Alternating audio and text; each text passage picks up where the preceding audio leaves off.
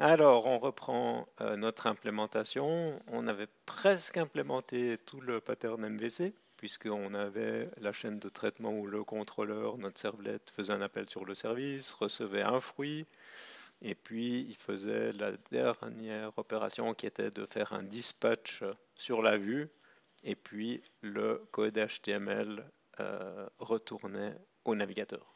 Ce qu'on n'a pas encore fait, c'est utiliser un moyen pour que le contrôleur puisse passer le modèle à la vue et puis que la vue puisse l'utiliser dans son template et puis puisse finalement mettre en forme les données fournies par le service. Alors c'est cette dernière chose qu'on va faire. Je vais d'abord venir dans mon servlet ici et puis c'est entre ces deux lignes, donc entre le moment où j'ai fait l'appel sur le service et j'ai mon modèle et le moment où je fais le dispatch sur la requête que je vais devoir écrire du code. De nouveau, il faut connaître l'API Servlet, donc ce qui est défini dans le standard Servlet pour savoir ce qu'on a à disposition. Et on peut aussi aller dans la documentation et là vous avez cette section sur le partage d'informations. On ne va pas couvrir dans ce webcast tous les détails, mais on a une notion de scope. Et donc, on a la possibilité, quand on est dans un servlet, qu'on a des objets Java à disposition, comme mon fruit, de les accrocher à une session. Donc, elles seront de nouveau disponibles quand d'autres requêtes HTTP arriveront par la suite. On a la possibilité, c'est ce qui va nous intéresser maintenant, de les accrocher à une requête.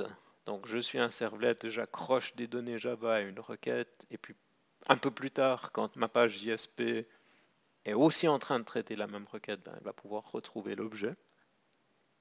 Et puis on a d'autres contextes qui sont utilisés moins souvent. Le web context, c'est quelque chose qu'on pourrait utiliser vraiment au niveau de l'application, qui serait partagé par l'ensemble de toutes les sessions. Mais c'est assez rare d'utiliser ça. Il faudrait surtout éviter de mettre trop d'informations et ça poserait des problèmes de concurrence. Concrètement, ce qui va se passer, c'est très souvent, on va utiliser ce scope request. Assez souvent, on va utiliser le scope session, mais là, il faut faire attention parce que c'est là où on peut avoir des problèmes de scalabilité pour notre application. Si on met beaucoup de choses en session, et qu'on a beaucoup de trafic sur l'application, ben on va consommer beaucoup de mémoire. Imaginez que vous avez 1 million d'utilisateurs, que pour chaque utilisateur, on ait une session avec des objets Java qui représentent 2 ou 3 mégas, ce qui arrive assez vite si on ne fait pas attention. Ben, faites le calcul, vous verrez vite que ça représente une quantité de RAM qui est assez conséquente. Donc ici, ce qu'on va faire, c'est utiliser ce mécanisme. Donc là, après, vous avez l'exemple de code. Je vais le taper directement. Si je prends mon objet request ici, j'ai une méthode qui s'appelle setAttribute. C'est comme un map, donc je peux appeler ça, je peux lui donner un nom de fruit, et puis ensuite je donne une référence vers un objet. Donc j'ai obtenu un objet Java, je l'accroche dans ce map, et puis les autres composants, dans le cas particulier, il y a un autre composant qui est la page JSP, ben, il pourra faire un lookup pour obtenir cette information. Donc faites évidemment attention sur la syntaxe ici, le nom que j'utilise ici, il faut que j'utilise exactement le même dans les autres composants quand je vais faire le lookup, y compris la cast. Je vais revenir dans ma page JSP et puis je vais faire deux choses. D'abord, je vais dire que cette page veut utiliser la JSTL pour avoir à disposition ces balises spéciales. Et puis la deuxième chose, je vais utiliser le langage d'expression pour pouvoir récupérer cet objet de fruit et puis afficher son contenu.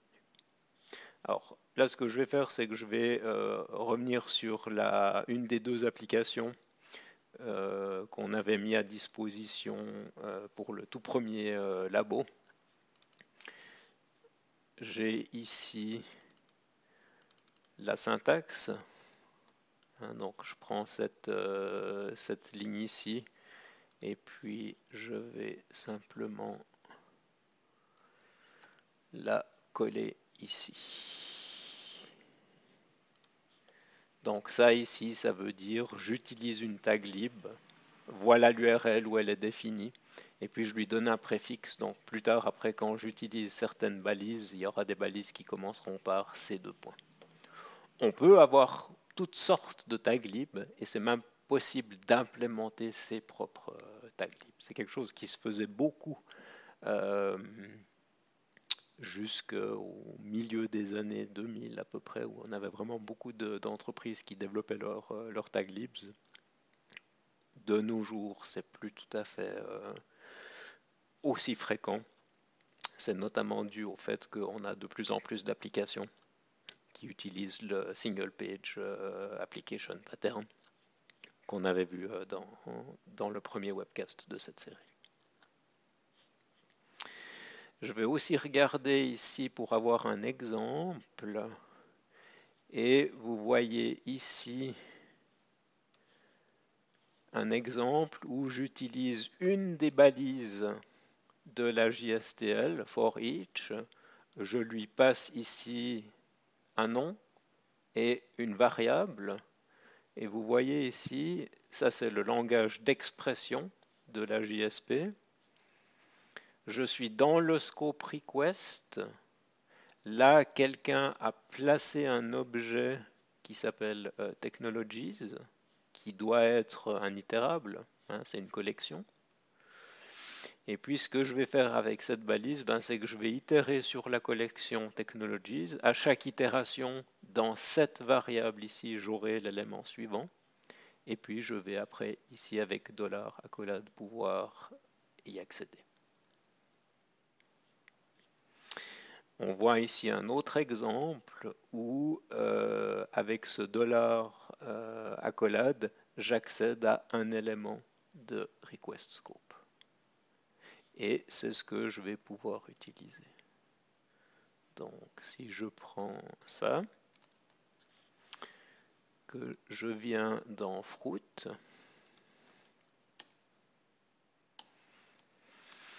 et puis que je tape ici de fruit.name,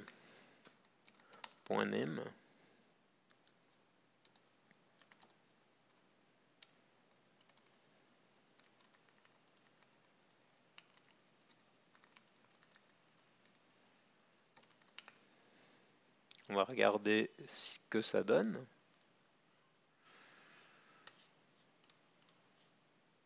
Donc, je vais builder tout ça. Je vais exécuter mon application. On va revenir dans le navigateur.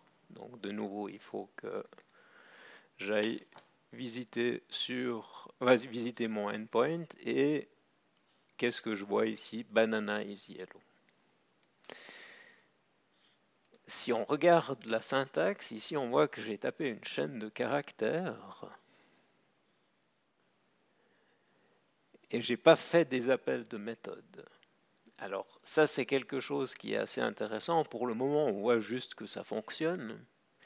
On verra plus tard, et notamment dans le cours, on verra comment la réflexion est utilisée en Java et dans beaucoup d'API Java E, et on verra ce que c'est la réflexion pour ceux qui ne connaissent pas cette technique.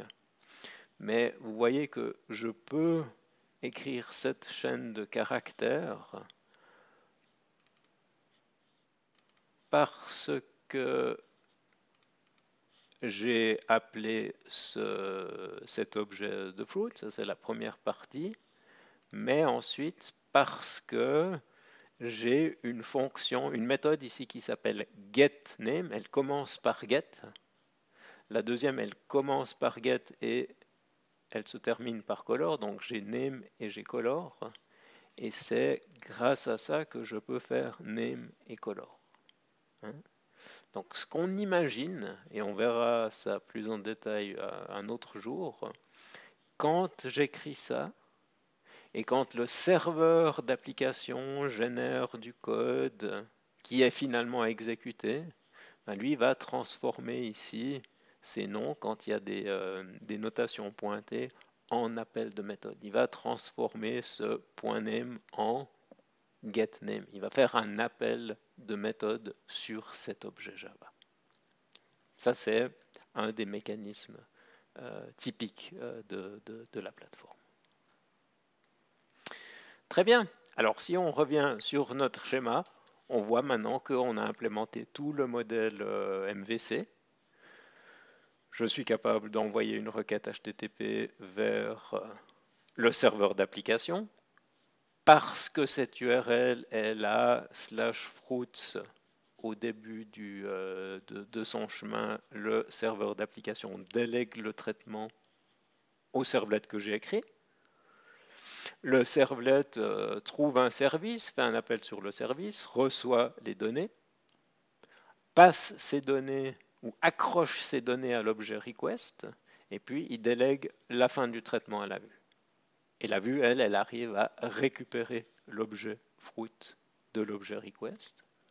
Elle le met en forme, elle l'intègre dans le code HTML, et ce code HTML finalement est retourné au navigateur. Dans les prochaines étapes, ce qu'on va voir, c'est que ce service, ici, on peut l'implémenter avec d'autres types de composants. On parlera de JB. Et puis, on va voir ici un autre type de composant qui ressemble beaucoup à des servlets, mais qui s'appelle des filtres ou des servlet filters. Et on a la possibilité, dans le traitement d'une requête, de pouvoir en mettre plusieurs en série. Donc, quand on va implémenter les fonctions d'autorisation et d'authentification, c'est ce qu'on va utiliser, puisqu'on voudra, chaque fois qu'une requête arrive dans l'application, vérifier si l'utilisateur est logué ou pas. S'il est logué, on le laisse accéder à la ressource. S'il n'est pas logué, on le redirige vers une page de login. Mais on fera ça dans un autre webcast.